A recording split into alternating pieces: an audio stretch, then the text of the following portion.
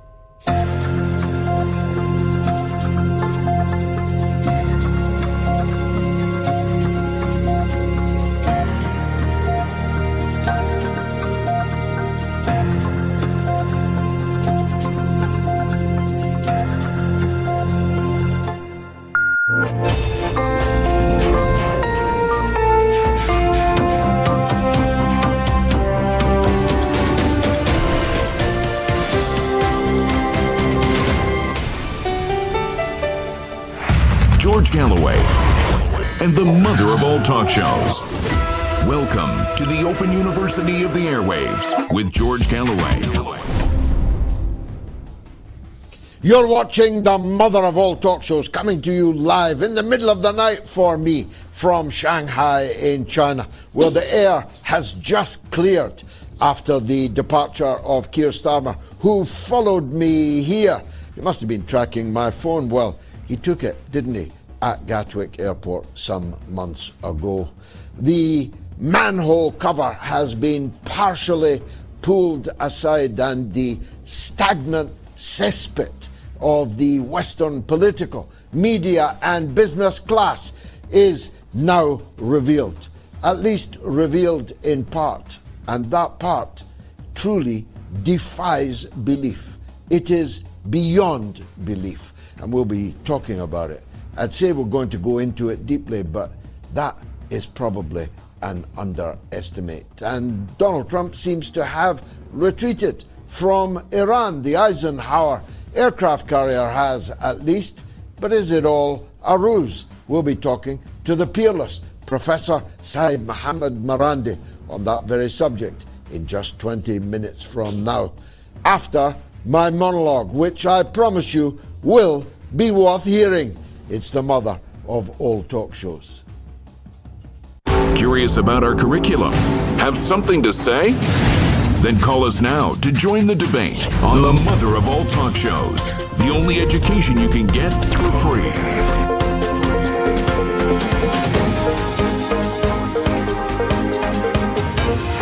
George Galloway, the mother of all talk shows.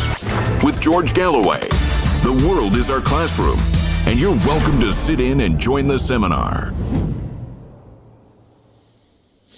I'll go straight into it because, well, I'd need 3 times the length of this monologue even to begin to do justice to the explosion of feces, human, political feces, which has occurred since the dropping of not 3 million, they lied about that as they're lying about everything else, but 2,700,000 pages. I wonder what was in the other 300,000 pages. I wonder what was in the other 3 million pages, because they had 6 million pages at the beginning of Pam Bondi's revelations. But the revelations that have emerged are simply devastating to the entire credibility of the Western political, media and business class. They're all in it. It's one big dirty club, and you're not in it. And thank your lucky stars for that. For the secrets that have tumbled out of this latest dump, and I use the word advisedly, a sewage dump, the revelations that have dumped on us are truly breathtaking.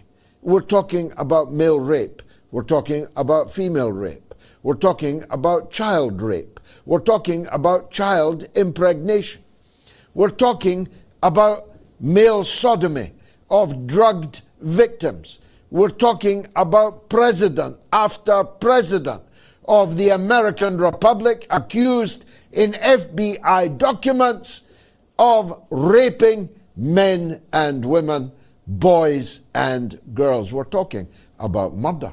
We're talking about cannibalism. We're talking about the eating of human flesh sacrificed in satanic rituals. And it's all in the Epstein Files.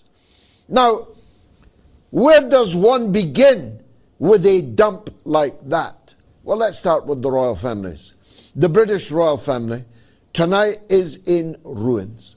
Its credibility was never great, not after the way that now King Charles treated Princess Diana, the mental torture that he inflicted on her, his marriage to the equine so-called Queen Camilla. I say so-called because I was in Parliament when we were solemnly and bindingly guaranteed that Camilla, if given permission to marry Charles, would never be Queen. But routinely, she is now introduced as the Queen of England. He was bad enough. But his brother, Andrew, is now, I think, on the point of being prosecuted, certainly being prosecuted in the United States. And Keir Starmer's call on him to go and face the music in front of the American Congress seems to suggest that this British government would not oppose his extradition if he refused to go. It's that serious. More pictures, more begging letters, more promises by Andrew's ex-wife but still house partner, so-called Fergie, Sarah Ferguson, formerly a duchess, begging for money from a convicted child sex trafficker years after his conviction, calling him the brother that she never had, the promising to Epstein of complete privacy, in quotes, in highlights, complete privacy in Buckingham Palace. She was renting out Buckingham Palace on behalf of the royal family, a convicted child sex predator, a man who these files reveal was involved in espionage everywhere from Libya to Russia to Somaliland, all over the world, to Ukraine, who was plotting the murder of Vladimir Putin. That's the man at the center of all this. And some fools like to say it's all a hoax. It's all a Democratic Party set up. There's nothing to see here. There's millions and millions and millions of pages to see here. And on virtually every page, another politician, another magnate of the capitalist system all over the world is revealed to be just about subhuman in their appetites, just about demonic in their proclivities, in their predilections, and they talk to each other about it in writing in emails, in messages. They talk about torture. They talk about killing. They talk about murder. They talk about kids. They talk about child trafficking. They talk about the impregnation in the last few minutes of an 11-year-old girl by the former U.S. ambassador to Mexico. Wow. It's breathtaking, and it keeps on coming. It's like a torrent of sewage. It's impossible to keep track of it. It's only when you go back and start to painstakingly analyze it that you see the sheer depth of depravity, of degeneracy. It turns out I'm the only politician in the Western world that isn't cheating on his wife, that's never sodomized anybody, never dreamt for a second of the depravities involved in these Epstein Files, and they're all at it.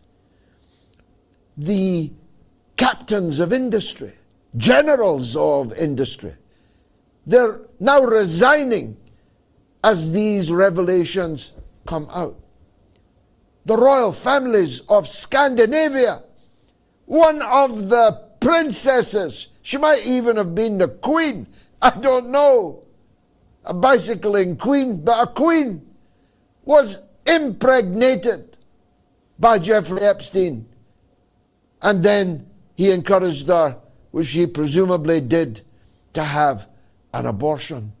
It is unbelievable. People are going to the FBI 25 years ago and testifying to the FBI with polygraphs and the rest that Donald Trump, the President of the United States, was raping young girls and smacking them across the face because one of them protested that he hadn't worn protection.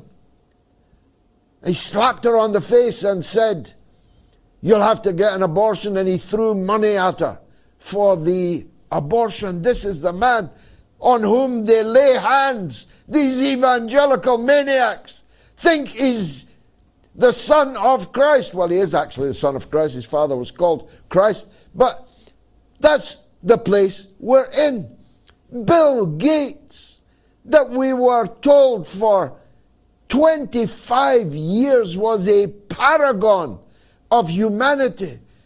We were treated to his views on every subject under the sun, is revealed to be discussing with Epstein how he can get antibiotics to sprinkle in his wife's martini because he has contracted a sexually transmitted disease from a Russian prostitute and had presumably therefore passed it on to his wife. Gates, Diamond, all these magnates, plutocrats, they were all revolving around Jeffrey Epstein. And I hope it's not anti-Semitic to make this point.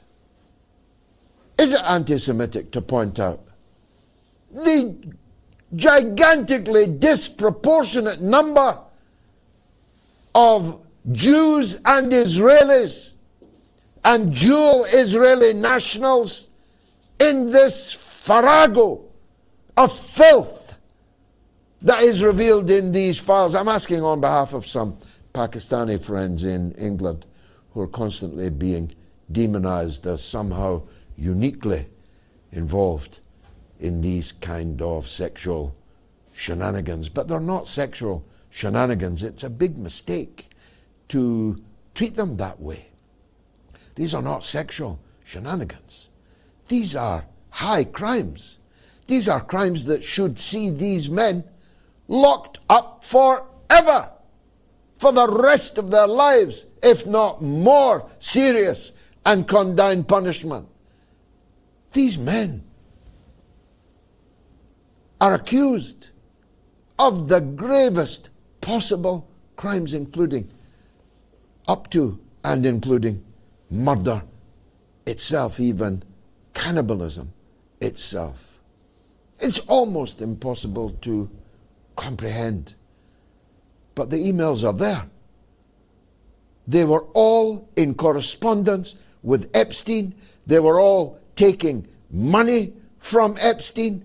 They were all having sex before the cameras of Epstein. They were all desperate to get to his sordid little island, which was sold to the United States, by the way, by Denmark, about whom, if I have time, more later. But it's not just the royal families. The British Parliament stands ruined this evening by the conduct of the former ambassador of His Majesty the King to the court of Donald Trump in Washington, Peter Mandelson. Now, I have known Peter Mandelson for more than 40 years. He was called the Prince of Darkness 40 years ago. Yet Blair and Brown both put him in their cabinets, even though he had already been sacked from the cabinet twice before, 3 times. He was in the British cabinet, and then he was made a peer of the realm. Lord Mandelson, a seat in Parliament for life, so he could milk his contacts book, milk the august surroundings of the Houses of Parliament to impress his friends. And then Keir Starmer, who must have known everything that is in the Epstein Files, except perhaps the financial details. He knew that Mandelson was a sleazeball, that's for sure. The dogs in the street in Westminster knew that Peter Mandelson was a sleazeball. He was the epitome of sleaze. He left a trail of sleaze behind him as he trailed his ermine cloak along the red carpets of the House of Lords. But the financial details are fatal. Fatal, I say to you. And fatal not just to Mandelson, but to those who put him in the House of Lords, and above all, those who appointed him as British ambassador to Washington. And not just the man who did so, Keir Starmer, formerly of this parish in Shanghai. The smell still lingers in the air. But the chief aides who encouraged and buttressed Keir Starmer's decision to send Mandelson to Washington, only to have to ignominiously sack him. Although he's still on an ambassador's salary, he's still in the House of Lords, and that is simply untenable. He must be sacked from the House of Lords, and Mandelson and Starmer must answer for their complicity in this affair. The financial details are staggering. The files reveal that Mandelson was encouraging bank bosses to threaten his own government, mildly threaten them, because of his own government's plan to introduce bank bonuses. Mandelson, in the files, received 75,000 British pounds from Jeffrey Epstein at a time when he concedes that he was being lobbied by Jeffrey Epstein for changes in the tax regime in Britain.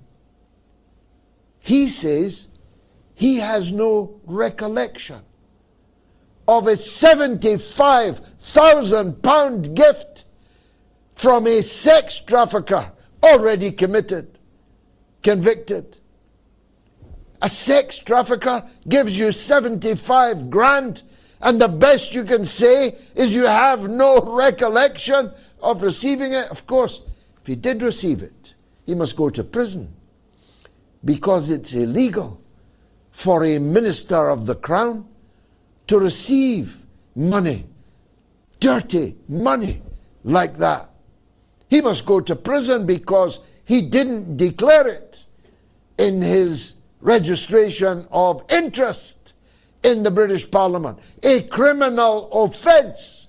He must go to prison for his husband receiving £10,000 from Jeffrey Epstein when he was a cabinet minister and failing to declare this subvention, failing to declare the breach of the ministerial code, of which he is ipso facto guilty.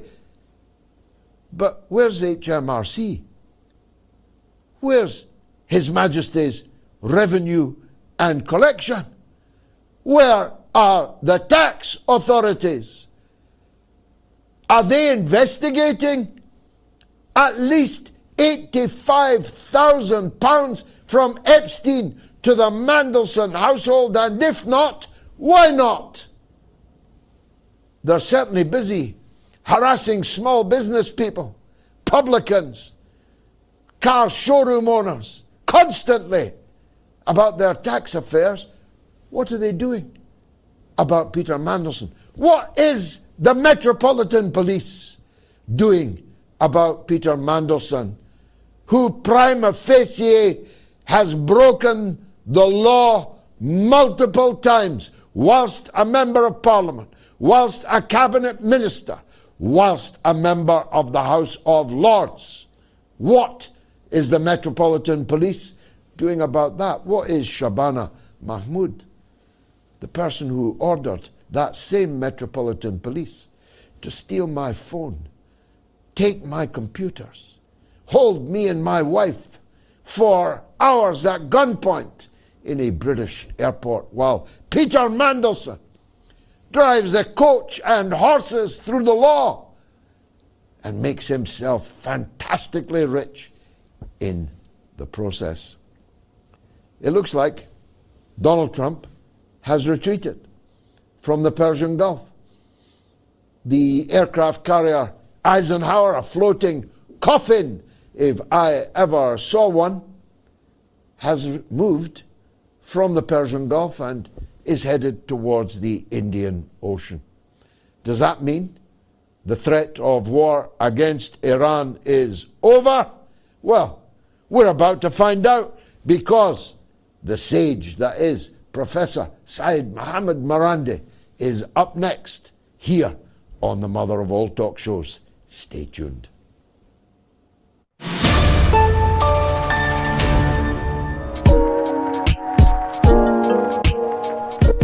Full marks to you for your dogged persistence and your quiet and dignified insistence that you were right and I was wrong. I don't actually recall the clash that we had, but I would have to say that you are being proven right, and I am being proven to have hoped for things that have not transpired.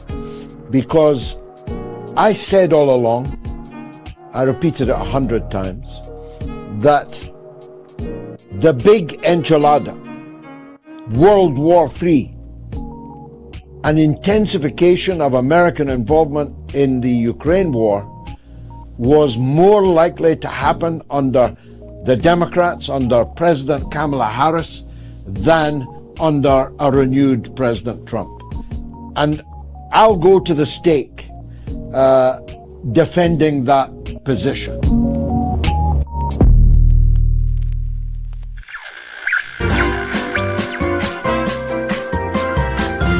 You are listening to the Mother of All Talk Shows with George Galloway.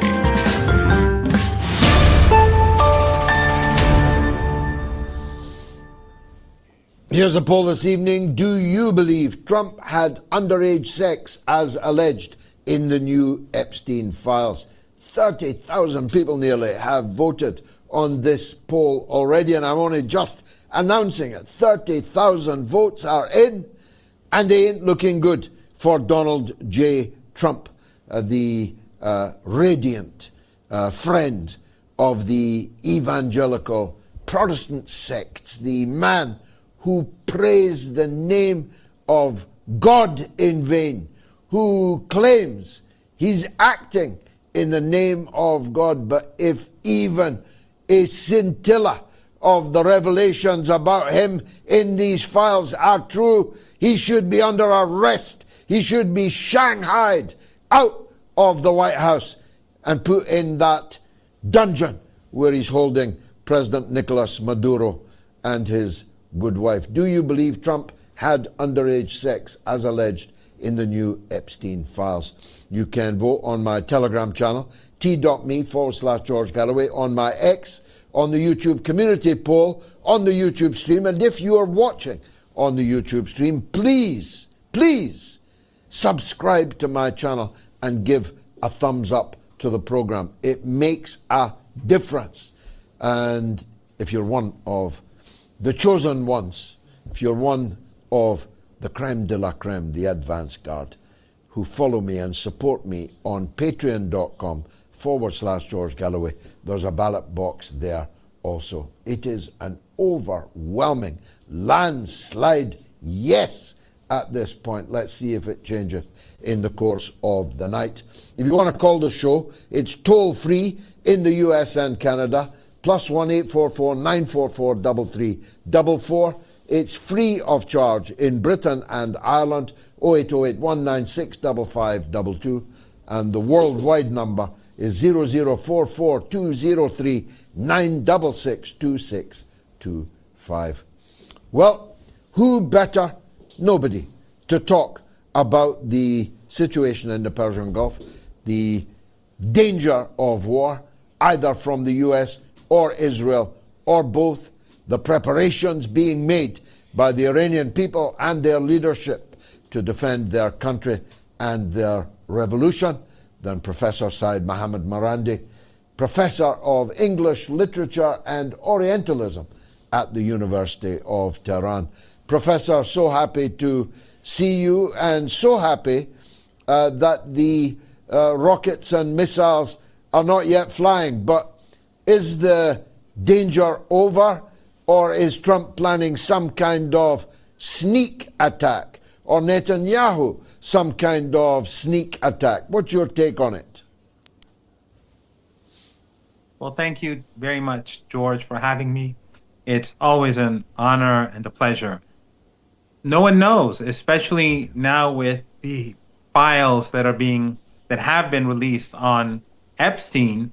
Some believe that that may increase the chances for a great war of distraction, and therefore the country and the government is preparing for the worst, as it has been for the last few weeks.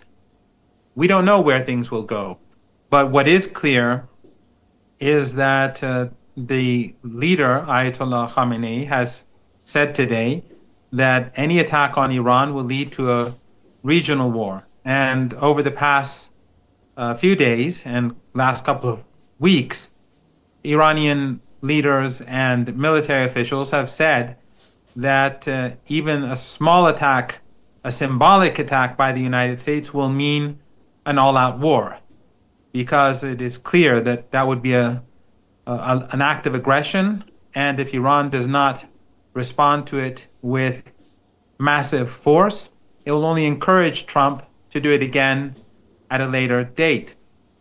The 12-day war is not over, and Trump back then was also deceitful.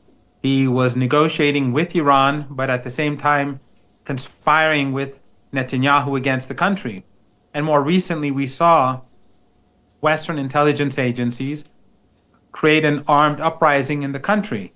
While Western media was lying and claiming that this was all peaceful protest, it was clear from the footage and from the admissions of the Mossad in a Persian language statement from the former CIA chief that Mossad was on the streets. And Channel 14 News of the Israeli regime also said that they brought in weapons, and this channel is close to Netanyahu. They brought in weapons that they said killed hundreds of security officials and police officers. So when we look at that, and we also look at how the US Secretary of Treasury at Davos gloated and said, I brought down the Iranian currency, and you put these all together, it was obviously a conspiracy against the country. So when you put all these together, the 12-day war, the conspiracy that we had a few weeks ago, and then the media buildup, trying to create a consensus to attack Iran by manufacturing fake numbers about the casualties, even though it is the West that's responsible for what happened in Iran.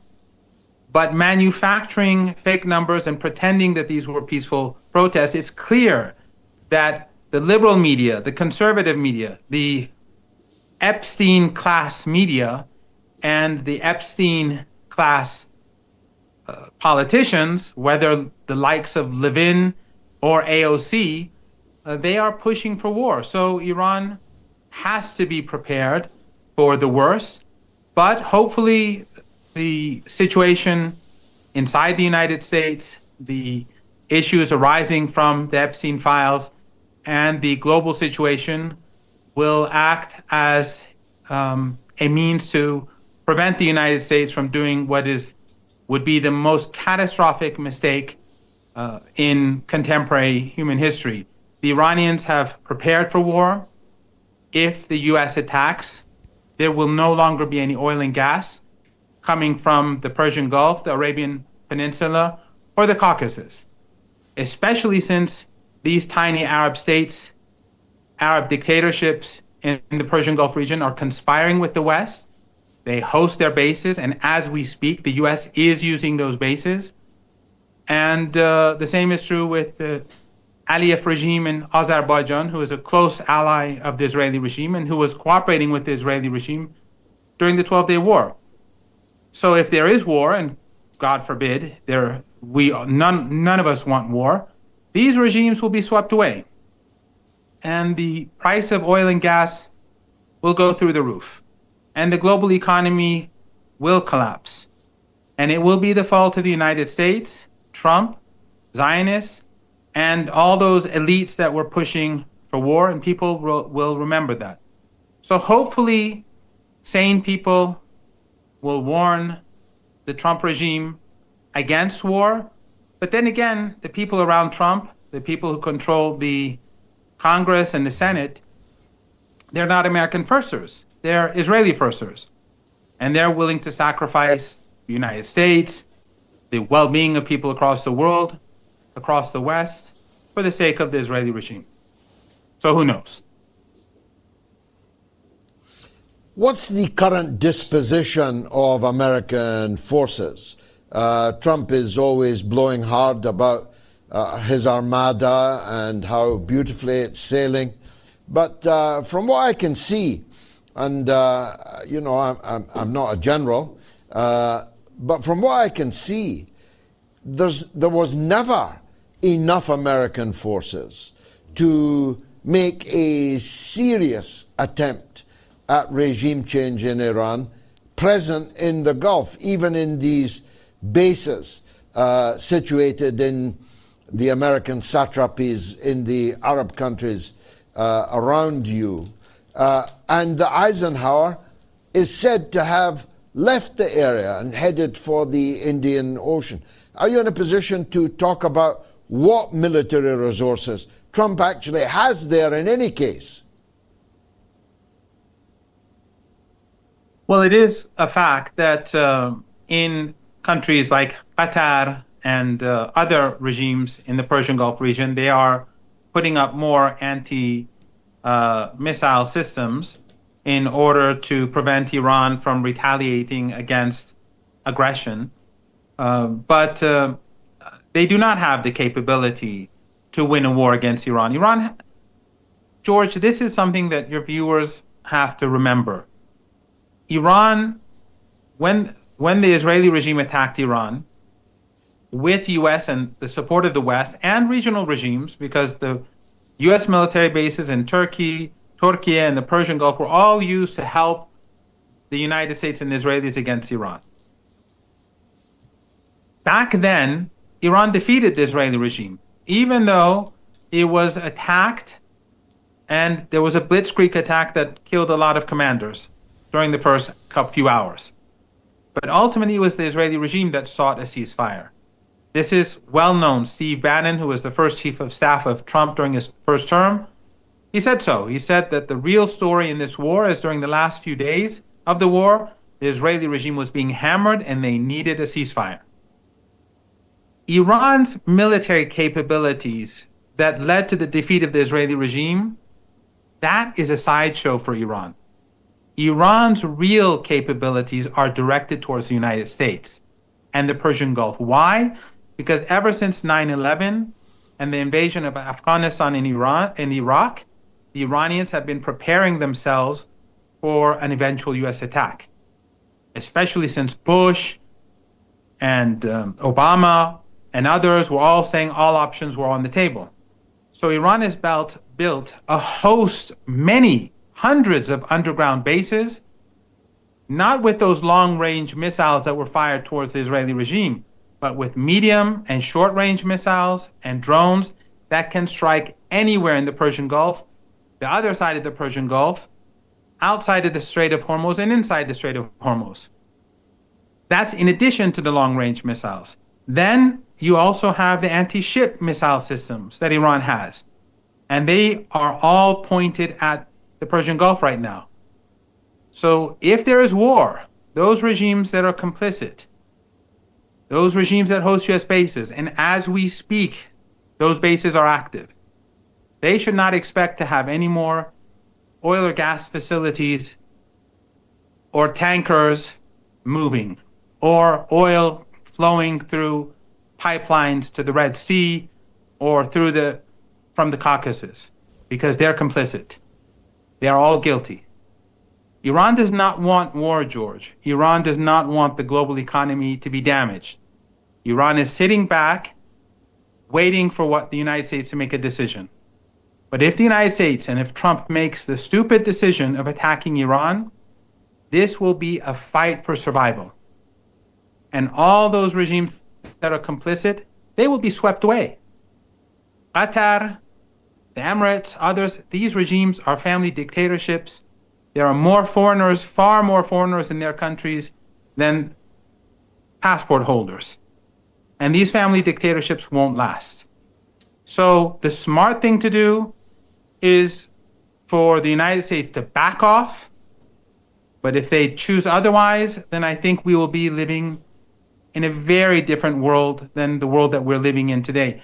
The potential consequences for a war in the Persian Gulf region are far greater than anything we've seen in Ukraine. I fear you're right. Now, Trump keeps trumpeting about a deal, and he keeps restating that this deal must be that Iran does not produce nuclear weapons. There's two problems with that. Three, actually.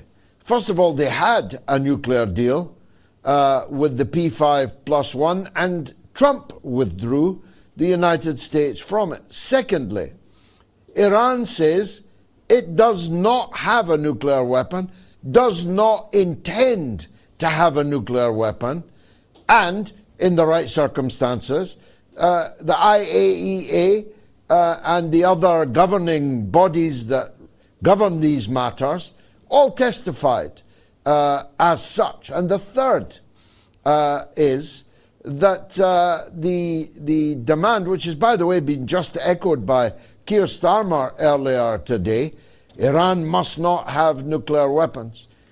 But if that's their only demand, you can satisfy that right now.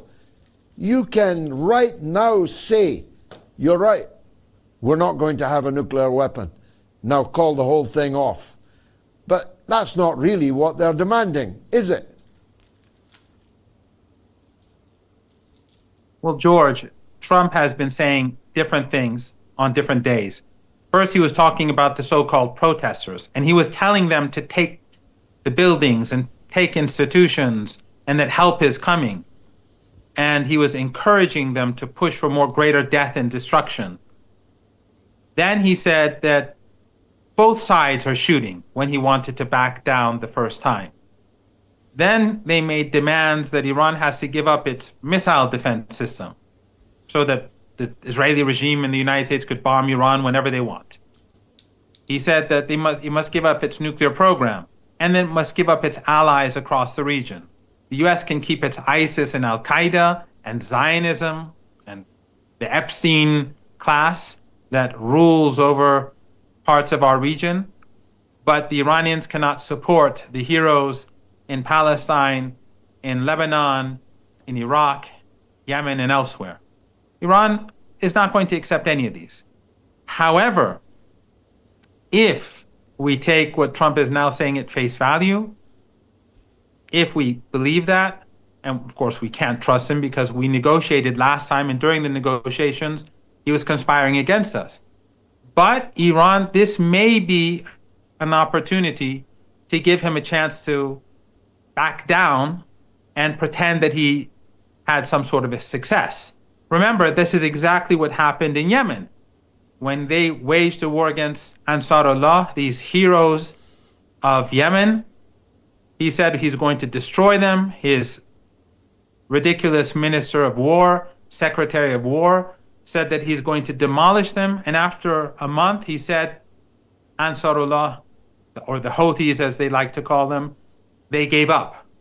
But the reality, of course, was that he gave up. And he walked away, but pretended that he won. If that is what he wants, that is possible. But Iran doesn't trust the regime in Washington because they lie all the time. And the Epstein Files shows what Iran is dealing with. These are creatures that are so evil that they're beyond our comprehension. So Iran is not going to let down its guard. It is a possibility that Trump is seeking a way out. If that is the case, Iran will provide a route for him to escape. But Iran is not going to give up its sovereignty. And you're absolutely correct. We had a nuclear deal, and it wasn't an ideal deal for Iran. And if there is going to be a deal in future, Iran is going to make sure it's better than what existed beforehand. Iran is in a strong position. Not just Iran. Yesterday, we saw the first footage of underground missile sites of the resistance in Iraq. In Yemen, the resistance has been building up.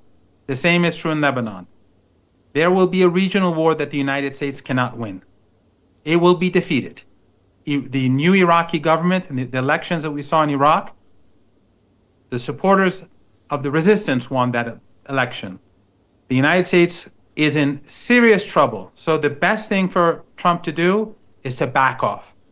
Iran does not want war. Iran does not want people to suffer anywhere in the world. But the decision will be made in Washington. And we're dealing with really sinister people. It's not just the Epstein Files. We saw what they did to Syria. We saw how they used ISIS and Al-Qaeda. And they used the same sort of ISIS and Al-Qaeda tactics during the violent military attacks in Iran during the last few weeks. We cannot trust these people. And one of the things, by the way, George, I wanted to point out, which is not directly linked to this. You have been forced into exile because of your views. The United States and the Europeans have been supporting ISIS and Al-Qaeda in our region. And they brought them to power in Syria. There are a lot of people who supposedly in your country who were supporters of who said they were supporters of the resistance, of Hamas at least. And they boasted of being in contact with the political wing of Hamas and having influence over them. Why is it that these people still live in the UK? They still have their influence. They still carry out political activities. And you are an exile. It's because the British regime and the American regime, they are controlling these groups, these terrorists, ISIS, Al-Qaeda, their supporters, their enablers, across the region and beyond. Iran cannot trust the United States, the UK, France, or the Germans or anyone else in the EU, the Canadians or the Australians, because they support Zionism, they support ISIS, they support Al-Qaeda, and if they have the opportunity, they will demolish Iran. So the only path left for Iran is to be ready for war, but hope for peace. Amen to that. He said that he had already destroyed Iran's nuclear capabilities. What happened to that boast? And why does nobody say? You told us you already obliterated it just last year. George, the Western media will never ask any question. Just as during the last couple of days we saw dozens of Palestinians slaughtered in one day, and the Western media is looking away. The Epstein Files should bring down government after government across the Western world. Yeah. But it doesn't, because the Western media won't ask questions. The Western media belongs to the Epstein class. So, yes, you're right. Trump said he obliterated the Iranian nuclear program. But now, months later, he's saying that it has to be destroyed. Everything that the U.S. says is full of contradictions. And the Western media will not show it, just as the Western media will not tell its people that Al-Qaeda, who we are told carried out 9/11, is now a friend of the West in Syria. Now, with your previous hat, Professor, you were Professor of American Studies, so I know you haven't lost your interest in American politics. As you survey the American scene right now, the state of chaos, instability, depravity, degeneracy, the state of the political media and business class has never, ever been lower in the entire history of the United States. Don't you think something has to give? Trump just can't go on making wars, threatening wars, wagging the dog to try forlornly to divert people's attention from what's being revealed about their own country. How do you see that American political scene now? Well, again, this is something that you know better than I. But I think one of the things that really fascinates me is MAGA and how these people were anti-war and now they're supporting war. They apparently have no problem with shooting white women in the face anymore, or shooting men who take care of war veterans or veterans of the armed services. They used to apparently care about Epstein and the Epstein Files, but apparently for Christian Zionists, that's okay now. It's quite extraordinary at many levels, although it shouldn't be in many ways. It shouldn't surprise us, because Christian Zionists believe that Christ supports genocide. So they obviously, for me, could support a pedophile in power. I think that the situation in the United States is unsustainable, though, and that people are waking up. Young people, Jews, Christians, Muslims, people from all walks of life, they're waking up. And even though the regime is trying to turn people against one another, I think people on the left and the right and independents are all seeing the truth. And so I'm not pessimistic about the future, although I don't see any imminent change for a better political landscape in the United States. But I think that this awakening is something that can provide hope for the future, and we must push forward. And people like yourself are at the forefront of this change. And therefore, even though the situation looks hopeless, the Senate, the House, more important than the Senate and the House and the White House, is the fact that the real rulers of the United States are the Epstein class, the oligarchs, the absolutely and utterly corrupt oligarchs. And they are the permanent leaders. They are leaders for life. But people see through what's going on. We have seen that in TikTok, for example, how people are fleeing TikTok because they see what has happened. They see what's happening to their societies. So I'm not pessimistic at all, actually.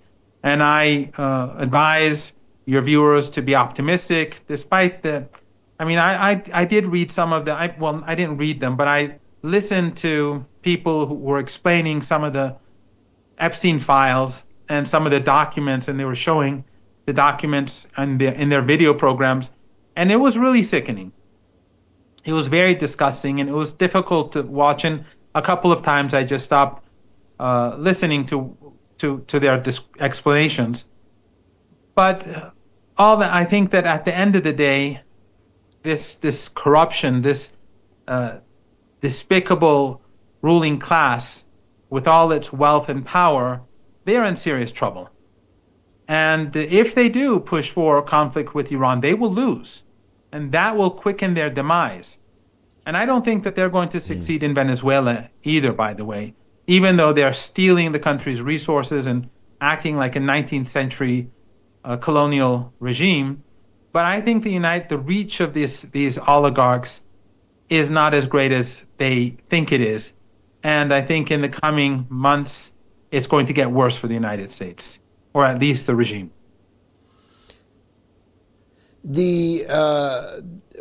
I've spent my whole life, from the age of 14, and I'm 71, struggling against American imperialism, struggling against the political and economic system that they are the apex of.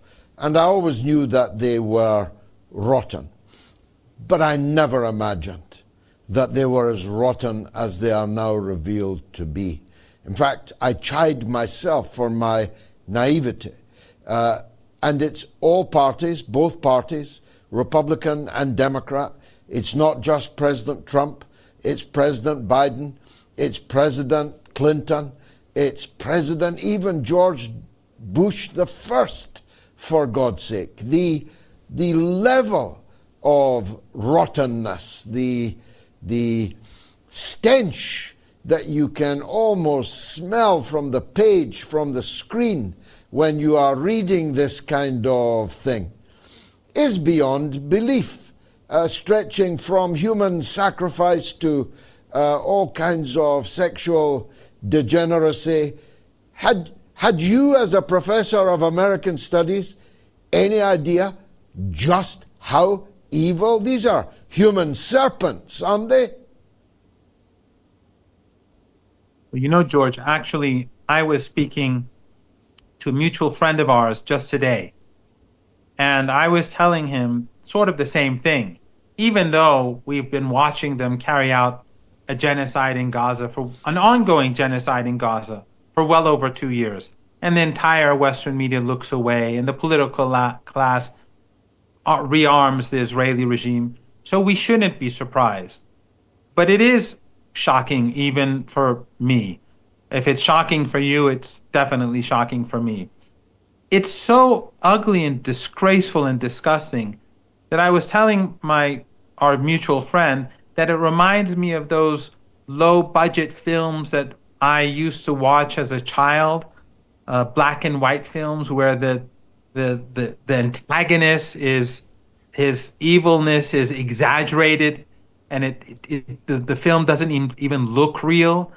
These people are so disgraceful and so disgusting that it's difficult to believe that they could do such things. But, George, one really good thing, and this is what I was telling our mutual friend, that I believe comes out of these documents, is that it does, I think, show that in the FBI, there are people who want this stuff to get out. I don't think it's all just sloppiness that some of these documents came out and information that wasn't supposed to be leaked got leaked. I think there are people in the FBI who are actually conspiring to find a way to get this material leaked, to fool the people at the top of the FBI so that people can see more than what they were supposed to see. Because the way in which these documents came out, of course, it's clear that most of the real information is still hidden from the people of the United States and the people of the world. But some things have been revealed that that should have been stopped and blocked by these people, and they would have understood that it should not have come out. But it did. And I think that shows that there's something happening in the FBI. And I think that it shows that there are decent people at the lower levels of government who are doing what they can to expose this corruption. I can't say this for sure. I'm not an expert, but it just feels that what we are seeing is, and what has been accidentally revealed, is more than just sloppiness. Finally, I mean, it turns out that Epstein was a pretty important guy, right? It's clear that his reach was simply enormous across the world, from the former Israeli Prime Minister and head of Mossad, Ehud Barak, to members of the British royal family, the Swedish royal family, the Norwegian royal family, to Zelensky in Ukraine. Turns out he was there just months before Zelensky's election, and he wrote to all kinds of important people about the great opportunities that were opening up in Ukraine with the election of Zelensky. He was conspiring with people to assassinate and overthrow President Putin. He was involved in Somaliland. Can you believe it? Who even knew, other than thee and me, about Somaliland outside of the Horn of Africa? But Jeffrey Epstein was there. He was a friend of Chomsky and Woody Allen. He was really deeply central to the operation of the system. It's beyond comprehension or belief that he was not working for someone, unless he was the man, unless he was the someone, and everyone else was working for him, which seems unlikely. Who was he really working for? Well, I think that's the question that no one in the mainstream media is talking about. Even in the United States, now that they are talking about Epstein, they're not talking about the real question, and that is the relationship between Epstein and the Israeli regime. And how is it that the Israeli regime can do whatever it wants in the United States? It controls the United States. And I have no doubt that Epstein is just one of many Epsteins. In fact, George, in Iran, some of these people who were recruited by the Mossad and Western intelligence agencies, they were recruited through parties, and these people were filmed, and then they were forced to do what these corrupt foreign intelligence agencies wanted them to do. And my biggest concern is that Palestinians, the supporters of the Palestinian people, opponents of this criminal empire, that they are plotting the same thing for a lot of these people. So your viewers, activists, they should all be very careful about their cell phones. They should be very careful about agents from the FBI or people put close to them from Mossad who want to push them to do something illegal or foolish so that they can make them change their position or to conspire on their behalf or to spy on their behalf. These are really evil and sinister people. It is so lawless that the United States, the superpower, the number one, at least the former number one superpower, I think China's economy is, you've been to China and you know what I'm talking about. I think China is now pulling ahead of the United States. They're building their country as the United States is engaging in war and conflict across the world. But this superpower is allowing a tiny Zionist regime to do whatever it wants in their country, to use sex slaves and children, to force people to do what they want them to do, whether they're politicians or whether they're business people. It is quite extraordinary. The most, of course, the worst part of it all for me, in a way, not the worst part, but what is disappointing for me is Chomsky in all this. Although there's no reason to believe that he did any of the disgusting things that the others have done. But although I disagree with quite a few things with Chomsky about Iran and the axis of resistance, but I grew up reading Chomsky, and when I was a part of the anti-war movement in the UK, when I was a PhD student, and I was one of the people listening to your speech in Hyde Park, at that time I was reading Chomsky, and it's very sad for me. It's a small footnote in all this, but it's very sad for me to see that his name is involved in all this. Cash and compromat. I suspect in his case it was the cash, but who can rule out the compromat? Professor Seyed Mohammad Marandi, a masterful exposition and coverage of the entire subject and the entire scheme of things.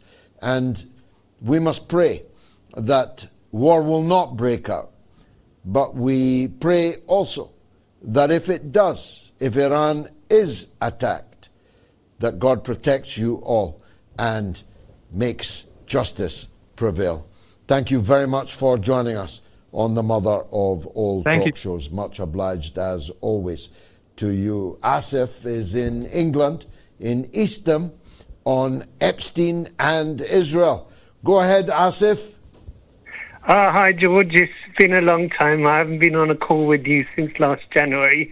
I just wanted to say first, before I ask my question, that it's an absolute disgrace what the British government has done to you and your wife, forcing you out into exile. It's very disgusting.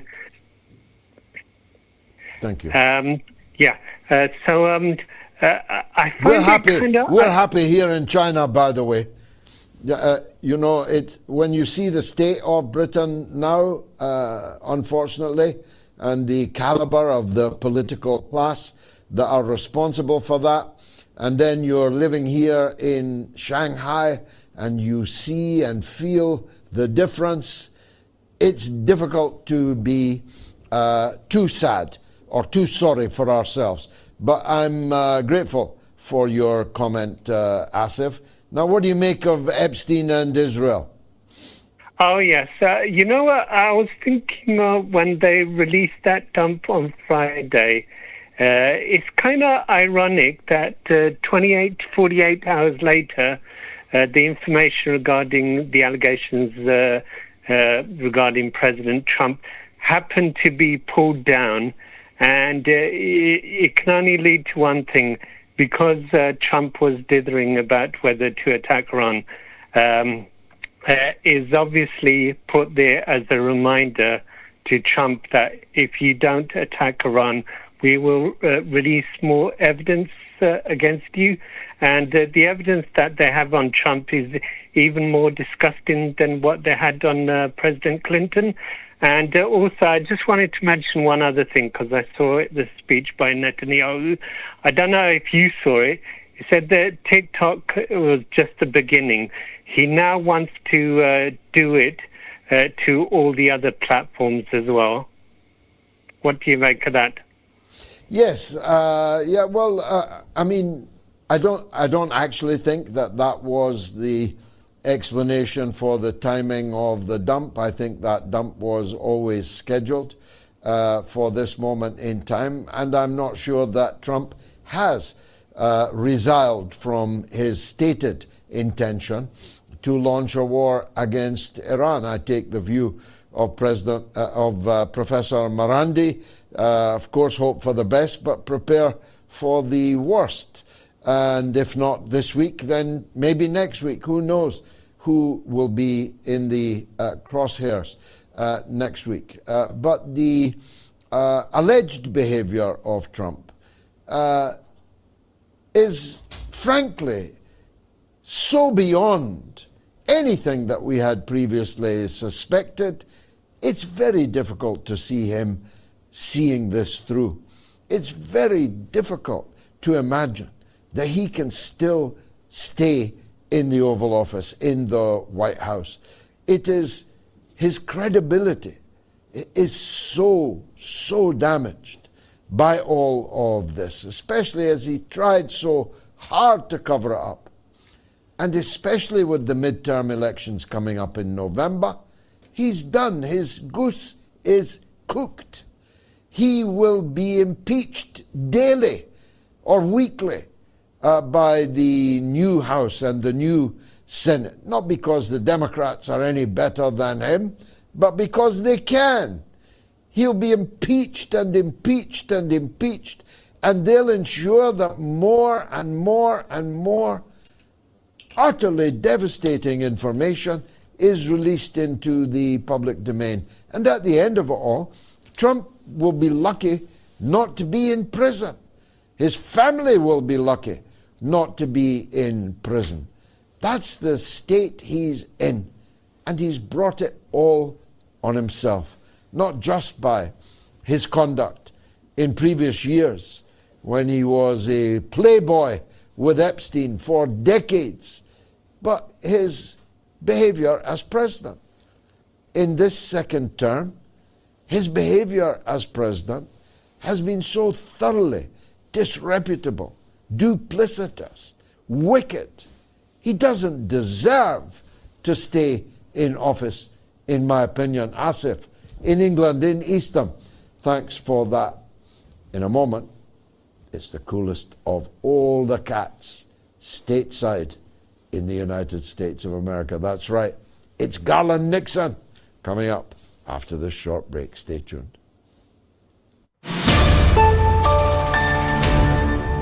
Big thanks to this week's top donors who visited the new MOATS.tv website.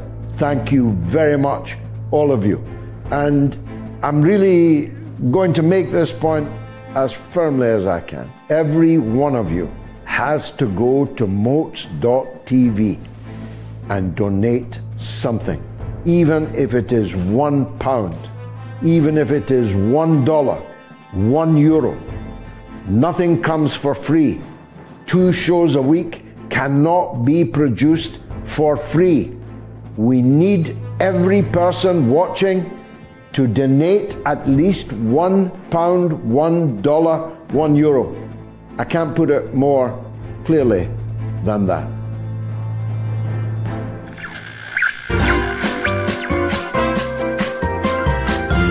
You are listening to the Mother of All Talk Shows with George Galloway.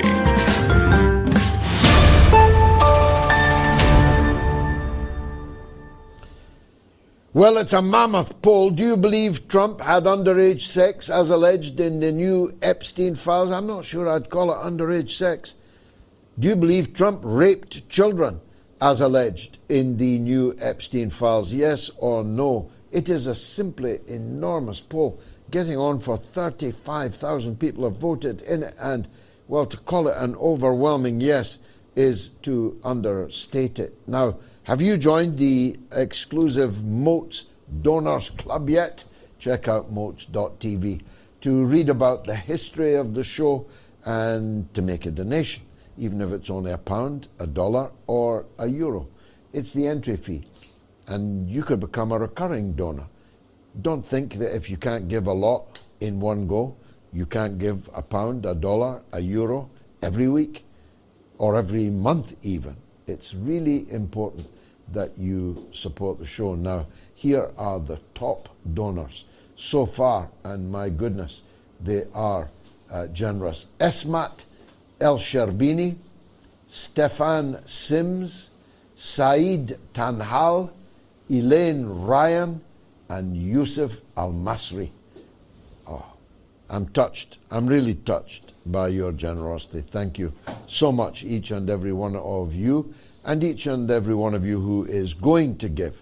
This show can only exist on your support, either through my patreon.com/George Galloway, or more efficiently, directly to that moats.tv website. Let's hear from, again, England, Manchester this time. Nazan is on the line, and she wants to talk about Gaza and Iran. Nazan, welcome. What would you want to say? Hi, can you hear me okay? All clear, loud and clear. The world is listening. Go ahead. Thank you, Mr. Galloway. Sorry, English is my third language, so I will try to put my message as clearly as I can. This is here in England and in the Western world, particularly. At the end of the day, all these talks, everything that is spoken, everything that we discuss, from everything boils down to one reality, and that's awareness and how we act on our awareness. But when you look at as you mentioned earlier, that living in China, you made the comparison. The biggest, the ugliest, never mind the elephant, dinosaur in the big living room, is mental health, mental illness in the Western societies, and that is through the sex and drugs and rock and roll culture. And when you try to put a very important message out in the community, people are listening, people are taking it almost like a drug, okay? And nobody is doing anything. Nobody is doing anything. And when I say nobody, I'm especially talking about people who are holding key position in the right place at the right time, doing the right thing. I think we are in the situation that we are in because the right person didn't do the right thing at the right time. So we are all ended up in the situation that we are in, especially in the Western countries. Well, I am Turkish originally, and I'm spending brief time here in England.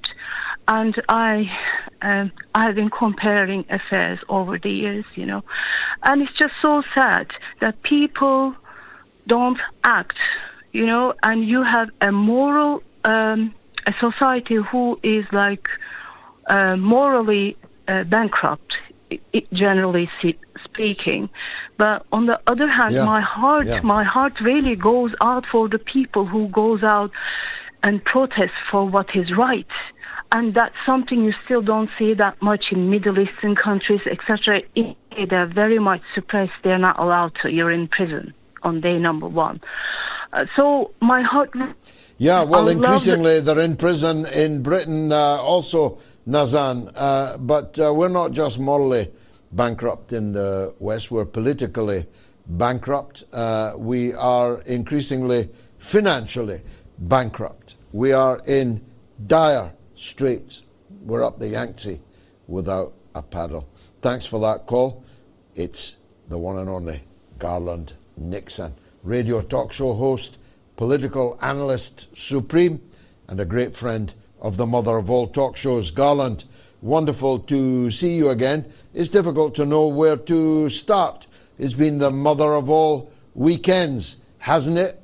The blizzard of revelations about your country, my country, Norway, Sweden, Somaliland, everywhere in the world appears to have been touched, afflicted even, by key individuals who turn out to have been really quite central to American political, media and business life. Where are you on all of this? Well, there's so many angles that you could discuss this from. One of them I think is important at this time because of what's happening.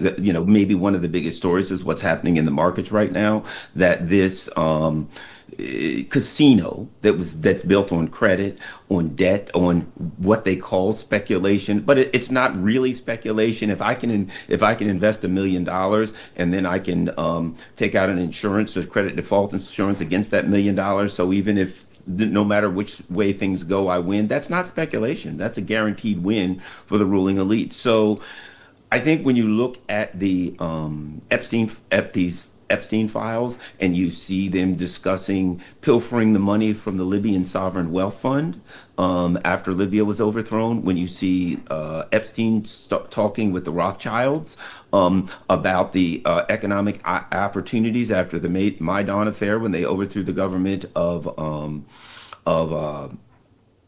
Ukraine, you start to understand that when it comes down to all of these, frankly, demonic things that they're doing, that they are intricately connected. They're inextricably connected and linked to this global financial system that is coming unraveled. Yes, I mean, the politicians and the media and the business class, from Bill Gates to Elon Musk to Jamie Dimon to the big banks, they're all in it together. How did that come about? Especially as these are the very same folks that are always telling us how much they love family values and how much they love the good old time religion. The hypocrisy unmasked is only one of the issues involved, but it's pretty spectacular, isn't it? Well, it is, and that's I say this paradoxically, that's the good thing about Donald Trump that we've been seeing, and that is that, he's the mask off of this empire. This is, in fact, the post-1945, economic system and system of power that Mark Carney admitted to when he said, okay, we use different standards for right and wrong against our adversaries than we do against our friends. As we know from Rex Tillerson had a few years back under the first Trump administration, he had a cable that was sent to him that was similar. But Mark Carney came out and said, yeah, the whole system's rigged and we've been lying all along, but we benefited from it. Well, that's what we're seeing with the Epstein file, that beneath that system, the foundation of that system was a criminal group that had no morals whatsoever. It makes me think back to Ursula von der Leyen and these people saying, we lead with our values, we lead with our morals. Well, I noticed that Xi Jinping's name wasn't in there. Maduro's name wasn't there. I didn't see President Putin on the plane. So we see, the outcome is the intention. Your values are expressed by your actions. And we look at the people that they hated, that they wanted to overthrow, and their values are expressed by their actions. And look at von der Leyen and these multiple scandals in the EU and throughout the US. So it's the reality of this so-called liberal system being exposed to one and all. So what happens next, Garland? Actually, I don't often quote approvingly Chuck Schumer, but he did take the trouble of counting the 3 million pages and discovered it was 2,700,000. So there's 300,000 missing pages in the 3 million batch that they said they had dropped. But there's another 3 million because they originally said they had 6 million pages. I mean, if these if this is the stuff they thought they could get away with releasing, God knows what's in the rest of the files. I mean, I could make a joke of it, but it's too serious to do that. God knows what's in the rest of the Epstein files. But is anyone going to be held accountable? What's the process? Well, absolutely not, because what we're seeing now is the people that would hold them accountable are the people that actually created, were involved in these acts. So you can't ask the person who committed the crime to be the judge, jury. Often they'll say someone's the judge, jury, and advocate. Well, you're the judge, jury, advocate, defendant, plaintiff, all of the above. So I don't think they're going to come down on themselves for these criminal activities. But here's the other thing. You just brought up an important point, and that is, okay, we have a lot of missing pages here, which we know that terrible things are in. However, we have to look at that and say, well, then apparently there was a strategic nature to the release of this, that the things that were released for a reason. For instance, and people have speculated this, well, what if they're releasing a lot of bad stuff on Trump right now because they want him to attack Iran, and they're saying, well, if you don't attack Iran, the really bad stuff comes out next. So I think that they haven't given up on the Epstein strategy, in that they're still using it, saying there's a lot worse. There's other people. We could release it on you, and you. So to an extent, you could argue that the fact that they've released this much, and the fact that we know there's more really bad stuff, means that the more stuff is really more powerful, because now there are people shivering in their boots,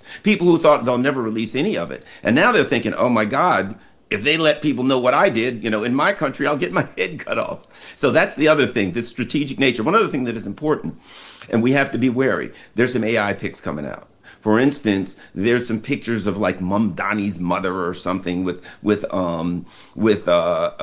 Epstein, and what we're finding out now is there were no pictures like that in the actual files. That these are AI pics that were created afterwards. There was like a mention of her in an email. So that's the other part. People are going to take these things, make AI. For God's sake, they'll probably put like my picture and yours with Epstein dancing on the beach next week, for all we know. But that's the other thing. You have to verify the things that you find in there, and let's not just take it a priori that everything you see on X, or upscrolled as it were, that everything that you see on there is factual. Well, speaking of X, Elon Musk, there's no other way of putting this. Elon Musk lied about the extent and the depth of his relationship with Jeffrey Epstein. He alleged at the beginning, perhaps presumably not knowing that these emails, particularly these emails, existed, that it was Epstein that was constantly courting him, inviting him to the island and to parties and so on. Well, the emails seem to implicate Musk as being the guy who was chasing the invites, chasing the dragon, as it were. It's humiliating for him, but it's humiliating for the owner of Google that he gave $90 million to Melania, to Epstein's mate, to make a movie, Melania, which one person attended the premiere of in London today. One, an audience of one watched the premiere of Melania today, but that money came from Google. Bill Gates is revealed in the emails to be even more disreputable, sordid, degenerate than we already thought he was. How do these moguls recover their reputation? Well, a couple of things, and I'll say this with Melania. It's the equivalent of Hunter Biden selling, something that looked like my daughter's fingerprinting, finger painting in elementary school for $900,000. It is simply, okay, Melania, okay, here you go, here's $9 million for that. It's the president's cashing in on their status. It's selling access, things of that nature. And I think what we're seeing, and it's what we could expect with the ruling elite, with the political elite, is creeping admissions in law enforcement and in interviews and interrogations. There's a term, creeping admission. All that means is this: I will only admit to what you can prove. So if you say, well, Garland, were you at the scene of the murder? No. Well, we have evidence of you there. Okay, I was there. Did you know the victim? No. Well, we've got text messages between you and the victim. Okay, I knew him. So a creeping admission is, I'm only going to admit to what you can prove anyway. And so with Musk and the rest of these people, they're denying everything. And whatever comes out, once it's proven, they'll come out and they will say, okay, you got me on this, which just shows the duplicitous nature of these people. And I take it back to, how do they continue to argue that they're on the right side in Ukraine? How do they continue to argue that they're on the right side in Syria, that they're on the right side? When we look at the the unthinkable acts that they commit, that the lies that they're involved in to the people, the constituents of their own parties, the people in their own countries, and yet they're trying to convince us that they're going around the world to save the protesters, to bring democracy, to stop some evil leader who's not on the Epstein list. So they're being thoroughly discredited, and the people who still believe this garbage about Ukraine or Venezuela or whoever it is, Iran, need to start asking themselves, how can I continue to be misled by people who have been exposed as moral degenerates and monsters? Well, as George W. Bush nearly said, fool me once, shame on you. Fool me twice, shame on me. But these people have been fooled twice, thrice, 4, 5, 6, 10, 20 times. How often can you be fooled by a group of liars who are positively satanic in their public and or in their private behavior? That's the big question, isn't it? How do they keep these sheep down on the farm? Well, that's the problem they have. Number one, it gets to a point where you have to be willingly fooled. It gets to a point where, in order to continue to believe this, you just have to say, I don't care. I'm just going to go with the story. And the other part of it is, I think that's one of the reasons we're starting to see like these federal officers start to show up in the streets. We're starting to see National Guard in one city, ICE in another city, beating and shooting and doing all kinds of terrible things to people that push back against the system. I think they understand that the game's coming apart. This thing's unraveling. I think they understand that dissent will increase, particularly, as I said, people should understand that right now this market thing is really bad and it's not going to get better. It's going to continue to unravel, and dissent and protest will rise. And I think one of the reasons we're seeing the actions that are being taken in Minneapolis will continue to grow, because they understand that as people become unhappy, as people start to push back, the government will send in their goons to put down the dissent. And of course, leading into the next election, where clearly the current political class would take a thrashing, they need an excuse to stop that, to put it on hold, to get more control under of it, things of that nature. And I think that's what we're looking at. I mean, you mentioned the markets a couple of times. The contrived collapse in gold and silver this week, the utterly, ridiculously inflated stock market, bloated by debt and by your currency has fallen 10 or 12% in a single year. The dollar is tanking. The economy described by Trump in ways which nobody in the real America can even begin to recognize. The sense that things are coming apart, the game coming apart, as you just put it, with the November midterms looming. Does Trump survive this, do you think? I mean, he doesn't look a well man to me, and the Amendment 25 or some other method of removing him must be in the minds of the ruling elite in the United States, because, well, he's stumbling to disaster. Yes, and of course, I think they need a patsy. They need a reason to get out of it. I don't believe that Donald Trump is making a lot of these decisions. I don't believe that he has the authority that most people think that he has. And as an example, go back to COVID, and we were told, when the market started crashing in October of 2019, COVID conveniently popped up, and then they were able to say, oh, we've got to print all of this money to deal with COVID, but it was really for crashing markets. 2 weeks ago, some people connected to the Bank of England used aliens. They came out and said, well, the aliens are coming and we'll be told about the aliens and therefore the market will crash. I don't know how the aliens would crash the market, but for some reason we were supposed to believe that. And now, if you think about it, unfortunately, sadly, and horrifically, I might add, if they were to attack Iran and the Straits of Hormuz would close and the market would tank, well, there you have it. It wasn't that the market was about to tank anyway or was in the process of tanking. Now you have a reason. Well, it wasn't. If the Iranians just hadn't closed the Straits of Hormuz, they don't have to admit that the system as it is constructed is set to make bubbles and burst. So it kind of scares me a bit that they may start a war with Iran to give them excuse, since they kind of flew the alien flag up a little bit, as they say, and no one saluted. So they decided we got to go in another direction, and it is perhaps they want the Straits of Hormuz closed so they can have an excuse for what's already started now. It's kind of like what happened in COVID. You had a bank collapse this weekend, didn't you? It's the first bank collapse of 2026, and it's still January.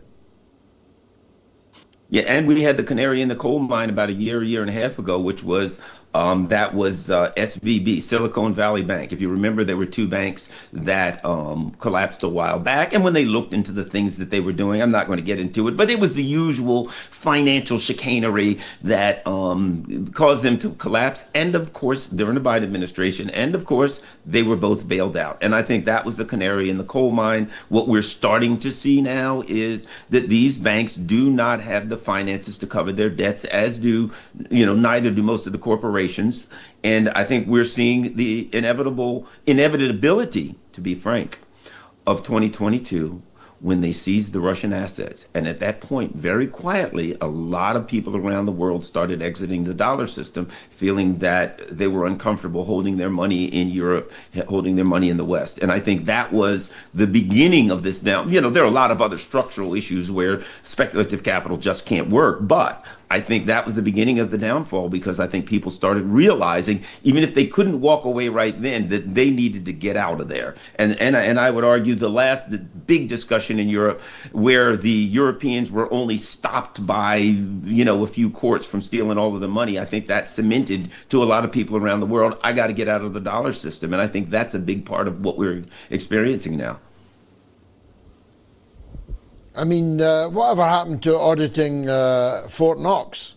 Do you remember the Dodge and Elon Musk and Donald Trump? They were going to audit Fort Knox to see if all the claimed gold actually physically existed. And Germany discovers that they've got hundreds, I think 130 billion in gold. Where? In Fort Knox. Is it really there, Garland? Why would any self-respecting, big, powerful state like Germany keep their gold in America? It doesn't make any sense to me. Bad news for Germany. It's gone. It's all gone. One of the reasons I think that Denmark and some other big players whoever it was, Denmark, I think, and other large players in Europe did not want to dig into the Russian funds was because they didn't want people to discover that not only had they stolen some of the Russian funds, but they've been stealing money from sovereign funds all over the world. And if anybody ever turns that rock over and the people in Dubai and Singapore, et cetera, start coming in and saying, well, I got 20 million in there, I want it, that they'll discover that the money's not there. And that's the problem with precious metals right now, particularly gold, because people have been selling paper. People have been selling, it's like selling deeds for lands that don't exist. And there are a lot of people who bought precious metals. They got papers that says they have precious metals, but it's gone. And if people start sniffing around the Bank of England in Fort Knox, they're going to find that money has been gone long, long ago. They'll have like a picture maybe of money in there, but of gold, but the real gold has been gone. There's no gold in them there hills. Here in Shanghai, on the other hand, here in China, it's real gold, not paper gold. China in particular, but also Russia, have been building up gold reserves like Billio. And we went into a shopping area in Shanghai today, which sells beautiful premium gold with designs and collectibles and so on. There was a queue a mile long outside the gold shop in Shanghai because there you get real gold. You leave with the gold, not a piece of paper that says you've got gold. Isn't it remarkable how gullible people are? Oh, absolutely. And I think we're going to find that a number of these companies in the U.S. that were selling gold, even on the market, that if you don't have the real gold in your hand, you got nothing. And that's the, and that's the nature of speculative capital. The truth is, for all of the talk for or against Bitcoin, Bitcoin's real in this way, from this perspective. They don't pretend that anything exists in the real world. They say it's only what will somebody willing to pay for it. It's as good as the next guy that'll buy it. Well, the truth is, if you own faux gold, if you've got gold paper and there's no gold, or a lot of these other stocks where you have a company that's virtually out of business, living off credit, but the stocks are paying well, effectively you have Bitcoin or worse. At least Bitcoin's not a debt. Some of these companies you buy stocks from, it's so leveraged that they're, billions of dollars in debt, and you think you're holding positive paperwork. So I think that's what we're looking at, kind of the Bitcoinization of stocks, where they're not really worth anything. So we're getting a crash, and maybe that's why they dropped Epstein now. Good. Well, maybe. Not worth the paper that it's written on, indeed. Garland Nixon, talk show host, political analyst, and real cool guy. Thanks for joining us on the Mother of All Talk Shows. Let's stay in America and go to Oregon, which we don't often do. But Robert is on the line, and he wants to talk about Trump and Epstein. Go ahead, Robert. Greeting, George, from the wonderful Pacific Northwest. Excellent. Great to hear from you. What do you want to say?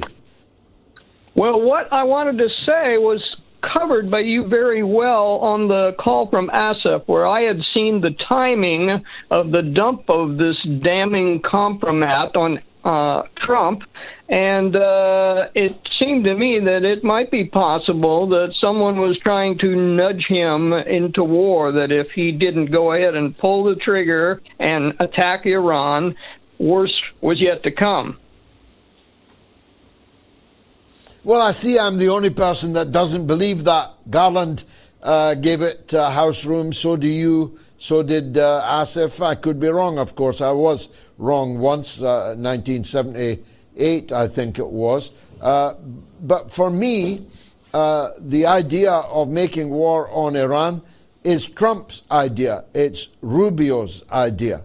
It's the idea of the people that are around Donald Trump. It's not the people releasing the Epstein Files that want him to attack Iran. It's him that wants to attack Iran. It's him and his people who want him to attack Iran. But last word to you, Robert.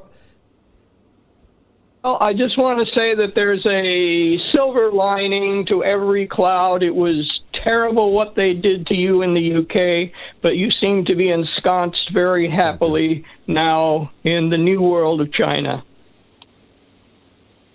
Yeah, I mean, as I put it today, I mean, Gayatri and I are going to be doing quite a bit of work here, not just media work, but trying to encourage people to come and visit China, for example. And I made a video today with the people who are organizing that, and I said this, I just stumbled upon this thought, came to my mind, and I said it, but I realized it's actually a very good slogan, and it was this: China is the future. And if you don't want to know what the future looks like, maybe you are already dead. I think it's quite good. Anyway, Robert in Oregon, lots of new callers tonight. The switchboard is melting, so my apologies if I let both of our guests go on longer than normal, but I thought the issues involved warranted that. The poll is more or less complete at more or less 35,000 votes cast, and overwhelmingly 90, 78, 84, 89, 91% of people believe that Trump had underage sex as alleged in the new Epstein Files. Comments, of course, are coming in on YouTube. Scan the QR code. I'll try and read them out. Flick Off 1872 sent us 12 US dollars. Thank you very much indeed for that. And says Piers Morgan's crazed guest called Professor Marandi a killer, with no pushback on a recent show, the one featuring the great Max Blumenthal. Great indeed. May Penn says, I watched the political shows this morning and ABC, NBC and CBS did not mention one word about Iran. And Neil GZ said, sends us £5 British. Thank you for that. As the BBC, etc., are running with the Epstein story, I can only conclude it's a distraction from the impending collapse of the US-Israeli empire. And Elvis, 24.95, sends £5 British. Thank you, Elvis. Says, incredible what these degenerates have done, yet lecturing all of us about morality. Never mind, Trump will deviate attention, bombing Iran. What a world. And Paul Metz Cohen says it's impossible to believe that the US will attack Iran, given the catastrophic consequences as outlined by Professor Marandi. And Stephen and Vin sent 20 British pounds. Thank you, Stephen and Vin. And they say, I am encouraged by Professor Marandi's optimism on the populace awakening, but unfortunately, I'm not seeing any evidence myself. The Epstein Files should be the final straw now. Well, let's hear what Mehdi in California thinks on Iran and the US. Mehdi, welcome. Hey, George. Absolute honor to be on the phone with you. It's a bit surreal hearing you on my phone. But, you know, just on behalf of everyone, on behalf of everyone around the world, you're a global treasure, and we're grateful that you're a voice for sanity. So please continue, and we're giving you energy from all around the world. Sure. God bless you. Thank you for that. Absolutely. My thoughts that I'd love to share is I feel as though Israel is going to sabotage what's going on. Trump has sent his fleet, but I feel like it won't be the U.S. That's going to strike Iran. It will be Israel that will send some sort of strike, and knowing that the United States Armada is positioned right there, almost like a basketball alley-up, where they're going to set it up for the United States to just go ahead and wreak havoc over there. And if you'd permit me as well, I'd love to share my thoughts on Blair as well, because when I was 10, my family, we evacuated Kuwait in the first Gulf War and moved to England. And I know that you're not a huge fan of Blair, and I know that this is probably an unpopular thing for me to say, but I seek your enlightenment on this. I remember in the 90s growing up in London, we had the bomb scares on the weekends. We couldn't go in to visit, Oxford Street or Regent Street. And I remember that Blair was, he was kind of instrumental in creating that peace, with Northern Ireland, and allowing Sinn Féin to have a voice in Parliament, which I think is important for everyone to have a voice, even the people that we really can't stand. And I will wrap this up, I promise. I was just wondering, wasn't it Israel that pulled America into Iraq, and England followed America because they're just tied. And I'll leave it at that. Well, you've made some brilliant points. If I may, I commend to you the movie that Gayatri and I made called the Tony, what was it called? The Killings of Tony Blair. A moment, it is 5 o'clock in the morning for me. The Killings of Tony Blair. It's available free on YouTube, and we deal with that Irish point that you made. There's some merit in it, but the Irish peace process was begun by John Major, not by Tony Blair. But to be fair, he brought it safely into harbour.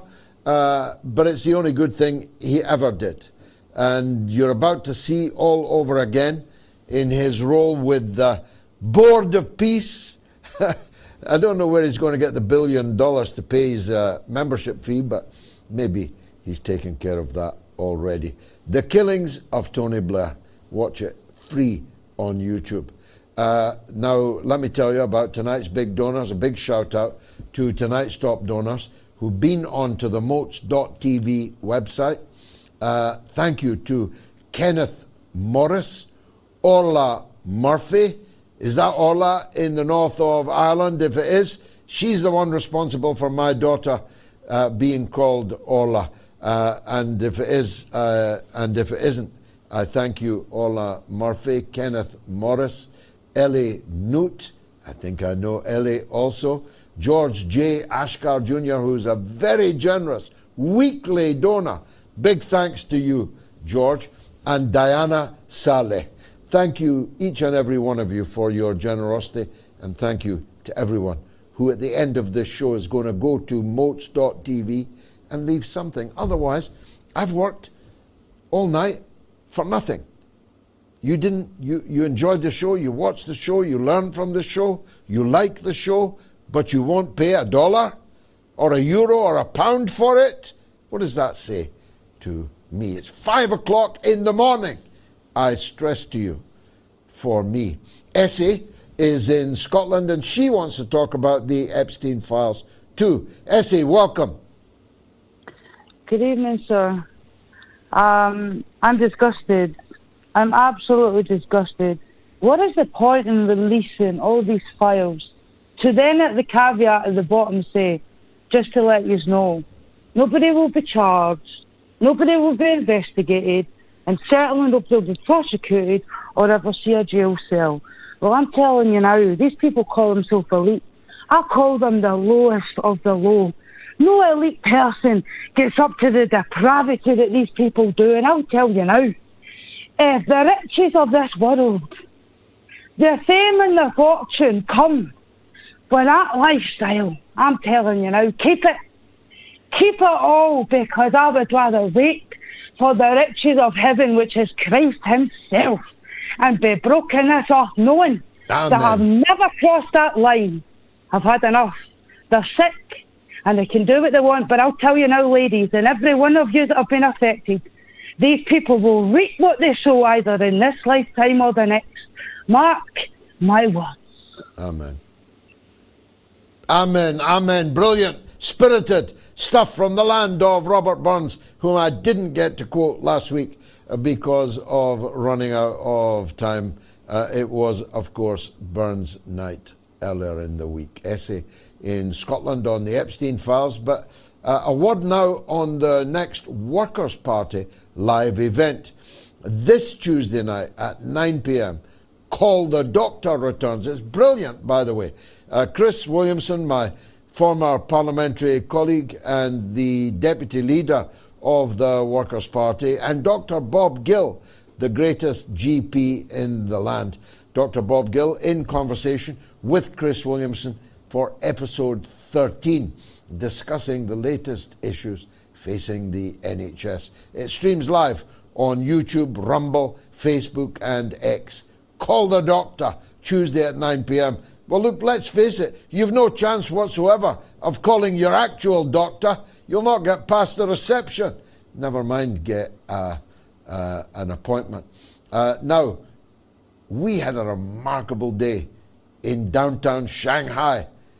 Watch this, the literary giants square in Shanghai. It's truly amazing.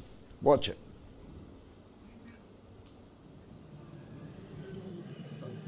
This is World Literary Giants Square, and right in first place, in the first rank, is our great English hero, Charles Dickens. Charles Dickens, who chronicled Victorian poverty and hypocrisy with such phenomenal accuracy and venom. Charles Dickens, #1 in the panoply in Shanghai, in China, in the World Literary Giant Square. And right next to him, also in the front rank, is our greatest William Shakespeare.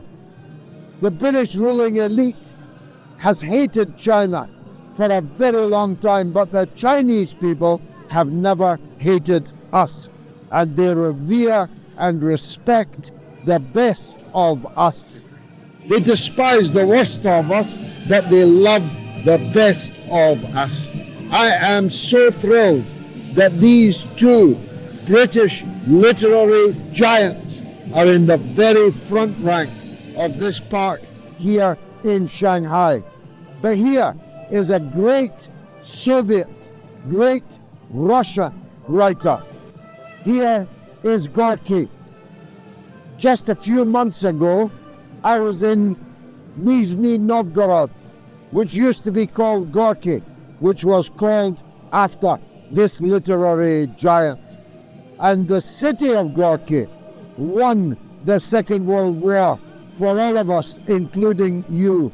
If not for the armaments production in Gorky, now Nizhny Novgorod, the Second World War against Hitler might well have been lost. This great Soviet literary giant is in the front ranks with William Shakespeare and Charles Dickens. Another great literary giant celebrated here in Shanghai in China, they're all international by the way, is Victor Hugo, the prolific and phenomenal French writer, the author of Les Miserables, which chronicled the life of the French peasants and workers in the depths of the decadence of the Bourbon dynasty, which led, of course, to the Great French Revolution. Although, as Joe and Lai once said to Tony Benn, when Ben asked him what he thought was the lasting legacy of the French Revolution, Joe and Lai answered, "It's far too early to say." But God bless the memory of Victor Hugo, hero of the First French Republic. And no park of world literary giants would be complete without the statue of Pushkin, the historic hero of Russian literature and of African descent. He was a black man, was Pushkin. He's here in pride of place in Shanghai, in China.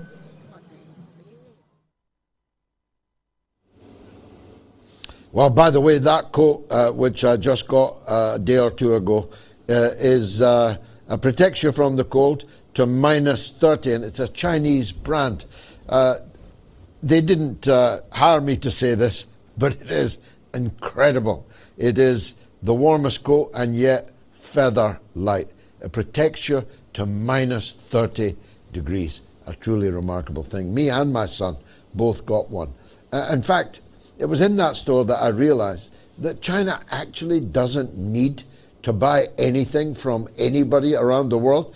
Some of them buy brands that are Western brands, but they were manufactured, of course, in China. Paul Smith has a store here in Shanghai, for example, but the gear's all made in China. So the extent to which this represents an import is questionable, but China makes everything itself. Everything, from cheap goods to very expensive goods. Motor cars. Soon all motor cars will be made in China. They are the best cars, EV. By the way, I was in a play park today where the exercise machines are powered by solar panels so that it can tell you how many calories you burned. In a play park in Shanghai. I mean it when I say China is the future. And surely you want to know what the future looks like. Anyway, the podcast is in the top 20 for politics in Pakistan, Croatia, the UAE and Malaysia. We're in the top 40 for politics in New Zealand, South Africa and Kuwait. I'll be touring South Africa, by the way, in September in all the major cities, giving speeches, making appearances there. So South African friends, please make a note. September, God willing, Gayatri and I will be with you. You can download the MOATS podcast by scanning the QR code on your screen now. And you can also listen, of course, on the MOATS.tv website for free. Anyway, last call, I think. Eddie in London on the Epstein Files. Eddie, welcome. What do you want to say? First of all, I want to say good evening, George. This is the first time I'm calling. You know, I'm so excited. It's like speaking to Superman. You're one of my heroes, to be honest. You know. Thank you, thank you, my friend. You know, I mean, I'm slightly well in my 40s, but I know you've been in the politics, UK politics, for over 30 years. You've served very well in the parliament. Look, before I ask my question, I want to say you're the only guys I know, one of the only politicians, podcaster that would stand on truth, even if your feet is under a furnace. You're a man that you never shy away from speaking the truth, regardless of what the consequences are. So you are definitely a veteran and somebody I will teach my children to follow and read your books. You're a great man. So let me jump right into the question. Look, it's also a question and a statement. Yeah. I believe 100% that the other files that hasn't been released involves not only Trump, but a lot of people that are around him, and especially a lot of other leaders, like we've mentioned before, from Israel and from other parts of Europe. So a few of your guests have mentioned this before, and I think it's 100% true. And it will eventually, as time goes on, within weeks or months, we'll begin to realize this, that the release wasn't done to favor the public. The release of those files was done to show him that we have things, and you know we have things that are very compromising to you, and also will compromise you to your base, because his base is only what's keeping him there. If you do not act upon this Iran situation, then there'll be a problem. Now, the problem with this Iran situation, just like the minister had spoken, I think yesterday or so on CNN, the problem with that is it's not enough for Iran to just agree to enrichment. The Zionists want them to agree to also get rid of their ballistics missiles. You understand? So it's not just enrichment they're going for. They want those missiles destroyed, and they want to see them destroyed. But not only that, they want Iran to agree on contract that they will no longer sponsor any factions in any part of the Middle East, whether it's in Syria, whether it's in Israel, whether it's in Lebanon. All of those ties, or Yemen, all of those ties has to be cut. Now, unfortunately, the minister has said that is an impossible task that can never be done by Iran. Enrichment, yes, they have no problem in terms of doing anything. So the Epstein file is more Trojan horse. They have to say, look, we have this, we have more, we've just released a few, and the ones we've released, you can dispute them because the FBI has already said that, most of the accusation was done by those girls, had no base. But we don't know that. We don't know if it was corrupt FBI is obviously investigating these files or not, or they just done that to also help him out. So, but they have other things. They probably have videos as well that they could release if, for some reason, he decides not to go through with it. Yeah, Eddie, no, but you're the fourth person to say this tonight. The Democrats are opposed to America attacking Iran. The Democrats are the only people mounting an opposition inside the Beltway against a war on Iran. So they may very well have released this on this weekend to extort Donald Trump, quite likely. But I don't believe that it's to force his hand to attack Iran because they're opposed to it and he wants to attack Iran. He moved all these assets all the way there to attack Iran. So I think this is fundamentally flawed. This thesis, although it seems to be a popular one on the show this evening. The Democratic leadership is completely opposed to the attack on Iran. So they didn't release it to force Trump to attack Iran, unless there's some fifth dimensional chess here that you're all seeing and I am not. Of course, it's politicized. The Democrats control the body that is controlling the flow of information here. But if you tell me that the U.S. establishment is enjoying the release of all this material, I say that's nonsense. This is devastating for the elite in the United States, red and blue. This is devastating for the plutocrats, for the bankers, for the op-ed writers. It's devastating for the sofa TV hosts. It's devastating for the memory of the president, George Bush I. It's devastating to the still living Bill Clinton. It's definitely devastating to Donald J. Trump. It's devastating to Elon Musk, to Bill Gates. It's devastating to all of these top people in the United States. So if you're saying to me they're enjoying doing it, I don't believe that. They've held back material that they're hoping they won't have to release. But the stuff they have had to release, thanks to Thomas Massie, by the way, and Ro Khanna, thanks to Rand Paul, they had to release this. They didn't want to release it. The Congress forced them to release it. It literally forced them on the bones of Donald Trump. He did everything, and he's now got Adelson and others spending hundreds of thousands of dollars a week trying to force the defeat of Thomas Massie, whose only crime was to insist that these pedophiles and perverts and liars and cheats must be exposed. And Thomas Massie, Marjorie Taylor Greene, and others on the MAGA frontier, pioneers of MAGA, have been turned into visceral enemies by the Trump White House because they insisted on this process that's happening now. So if you're glad that 2,700,000 pages of Epstein Files was released today, there's one man in particular you need to thank, and it's Thomas Massie, congressman from Kentucky, who they are moving heaven and earth to try and defeat in the November elections. Bless you for your kind words, Eddie, in London. But now here's the woman without whom the news wouldn't be the news. It's Gayatri with a social media roundup. What's rattling, Gayatri?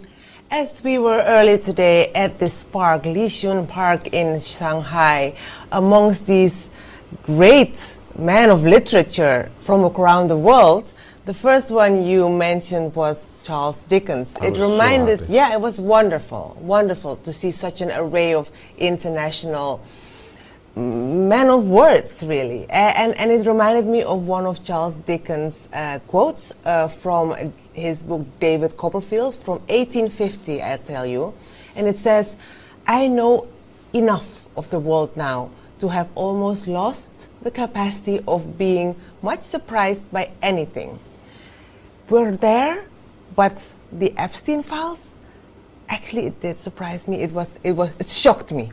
Shall I put it that way? It really shocked me, the content that have been revealed, and this is only the surface of it, of course, out of the millions of pages that are actually out there."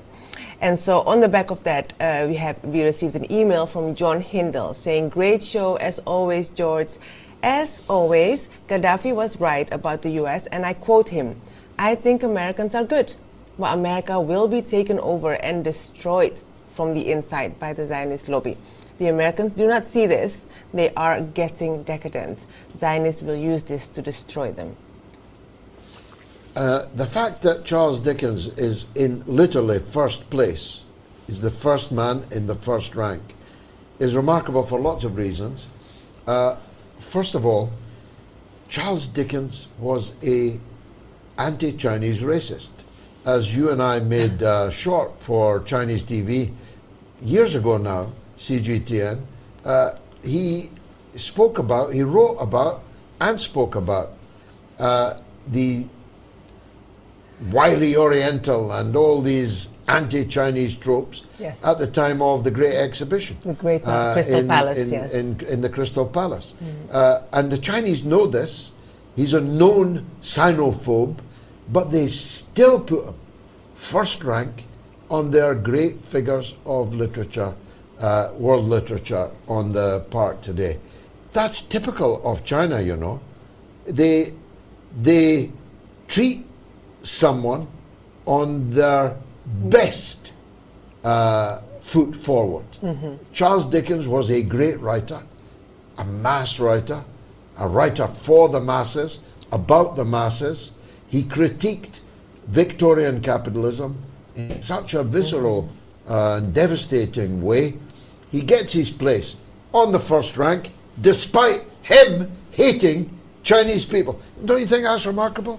Well, we were in Elgin Street before in Hong Kong, so yeah, it's very plausible and very honorable to see this happening throughout China. Yeah, definitely. What else have you got for us? Well, let's end with a very nice email from Alan from Wigan. He says, the United bandwagon rolls on, George, because you indeed won 3-2 tonight. Keep talking the tablets.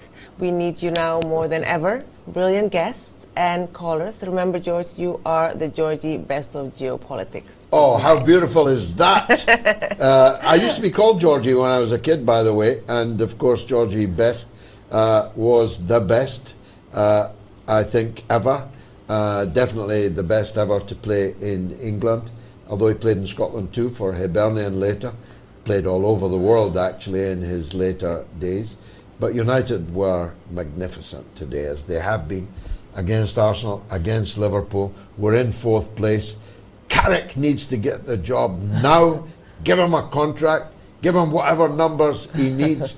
Get some business done in the transfer markets. But United are back of that, I'm sure.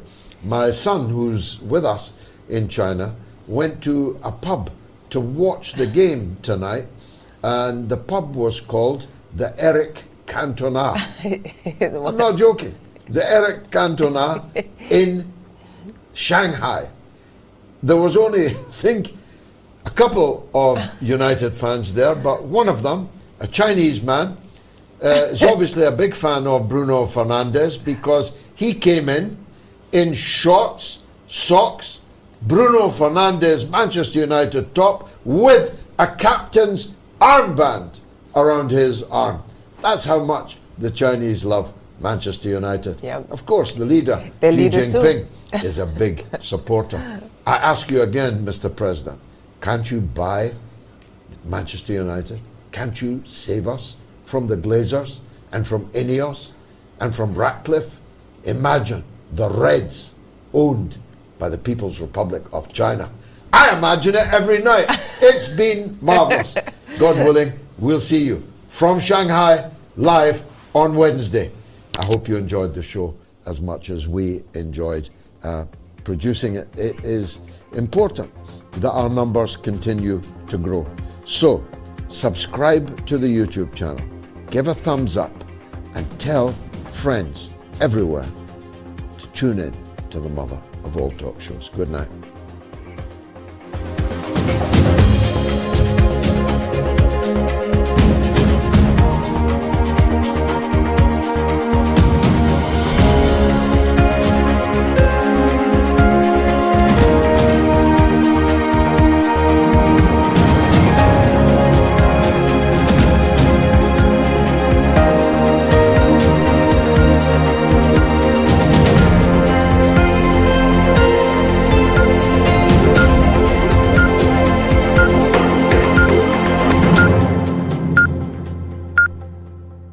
It's the mother of all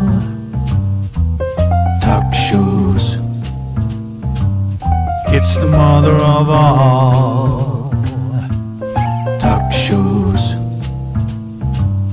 It's the mother of all